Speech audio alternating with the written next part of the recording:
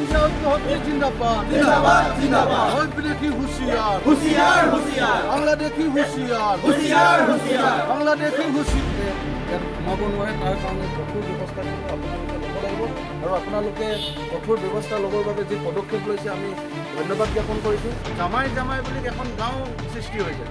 আপুনি যদি সোধে ক'ৰ মানুহ বোলে আমাৰ জামাই আছে, তোমালোকে ইমান জামাই ৰাতিৰ ভিতৰতে ক'ৰ পৰা? গতিকে এই কথাবিলাকো কিন্তু আমি চিন্তা কৰিব লাগিব।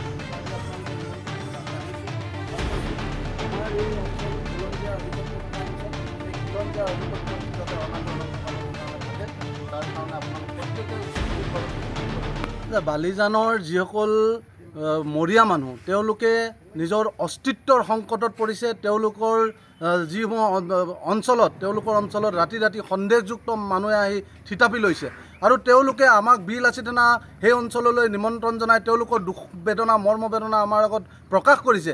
আমি এটা কথা উপলব্ধি কৰিছোঁ যে যিসমূহ ব্যক্তিয়ে ৰাতিটোৰ ভিতৰতে জামাই বুলি কৈ তেওঁলোকে সংস্থাপন দিছে তেওঁলোকলৈ আমি কঠোৰ সকিয়নি প্ৰদান কৰিছোঁ যে এইখন অসম খিলঞ্জীয়া মানুহৰ অসম, এইখন অসম আমাৰ গৰীয়া মৰিয়া দেখি জোলা আৰু প্ৰতিজন খিলঞ্জীয়া জাতি জনগোষ্ঠীৰ মানুহৰ অসম। এইখন অসমত যাতে কোনো কাৰণত অবৈধ সন্দেহযুক্ত বাংলাদেশে যাতে থিতাপি ল'ব নোৱাৰে, আমাৰ সভ্যতা সংস্কৃতি যাতে বিনাশ কৰিব নোৱাৰে তাৰ প্ৰতি বিল-আচি থানা অসমে চোকা দৃষ্টি ৰাখিছোঁ।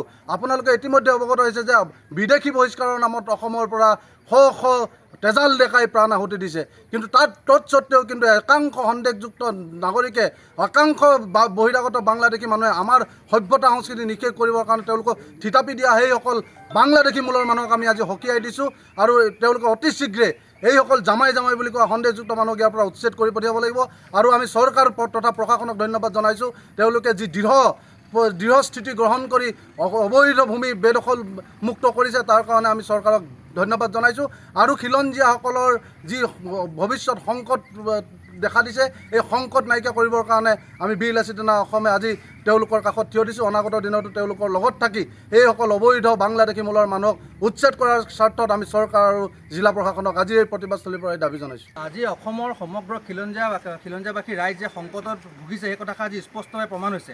সন্দেহযুক্ত লোকসকলে অসমৰ বিভিন্ন ঠাই মাটিসমূহ দখল কৰি থলুৱা খিলঞ্জীয়া মুছলমানসকলৰ ওপৰত ভয় ভাবুকিৰে তেখেতসকলে যি এক সন্ত্ৰাসৰ সৃষ্টি কৰিছে সেই কথাষাৰ আজি প্ৰমাণ হৈ পৰিছে। গতিকে আজি লখিমপুৰ জিলাত বালিজানত আজি খিলঞ্জীয়া মুছলমানসকল একত্ৰিত হৈ সন্দেহযুক্ত লোকসকলে যিধৰণে জামাই জামাই কৰি ইয়াত তেখেতসকলে সন্দেহযুক্ত লোকসকলক আনি মাটি বাৰী কিনি তেখেতসকলে এক বিৰাট সন্ত্ৰাসৰ সৃষ্টি কৰিছে, যাৰ ফলত খিলঞ্জীয়া মানুহখিনি অস্তিত্ব সংকটত পৰিছে। গতিকে আজি খিলঞ্জীয়া মানুহখিনিয়ে বিল-আচি থানাৰ কাষত থিয় হৈছে আৰু বিল-আচি থানা তেখেতসকলৰ অনুৰোধ মৰ্মে আজি এই স্থানত উপস্থিত হৈ এটা কথা চৰকাৰলৈ স্পষ্টভাৱে সকিয়নি দিব বিচাৰিছোঁ। সন্দেহযুক্ত লোকসকলক উচ্ছেদ কৰিছে ঠিক কথা আমি সমৰ্থন জনাইছোঁ, কিন্তু এই সন্দেহযুক্ত লোকসকলে যাতে অসমৰ বিভিন্ন ঠাইত গৈ পিনে আকৌ পুনৰ দখল কৰিব নোৱাৰে তাৰ ব্যৱস্থা গ্ৰহণ কৰক আৰু লগতে খিলঞ্জীয়া মানুহসকলক সুৰক্ষা প্ৰদান কৰক। আজি তেওঁলোকে জামাই জামাই বুলি এখন গাঁও সৃষ্টি কৰিছে, জামাই গাঁও বুলি গাঁও সৃষ্টি কৰিছে। এনেকুৱা ধৰণৰ কথা হ'ব নোৱাৰে।